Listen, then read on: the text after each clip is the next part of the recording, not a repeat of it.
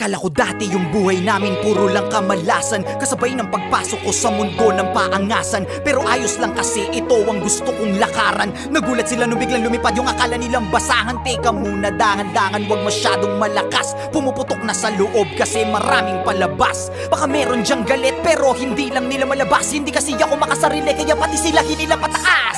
Teka, ang dami nagbago, ugali pati na mukha mo. Ganyan na ba yung mga dapat gawin para mahalin ng mga tao?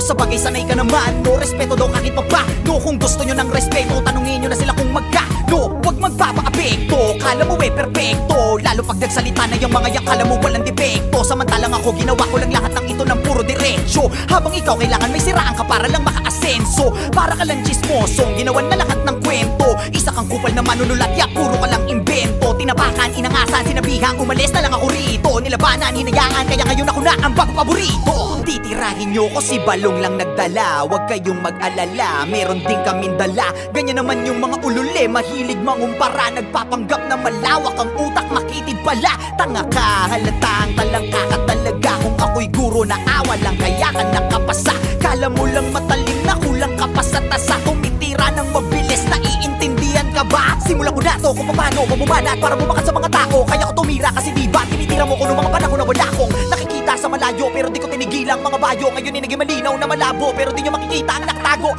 Kala mo yun na di patapos, mga tira ng dila ko di patapon. Nakapila ka di ba, halika ngayon para malaman nila yung kuting sa leon. O siya, sige na, malakas ka na nun. Dapat alam mo na yung panahon, samantalang ako isa na'y mabaon. At alam ko na rin bumalik pa ako.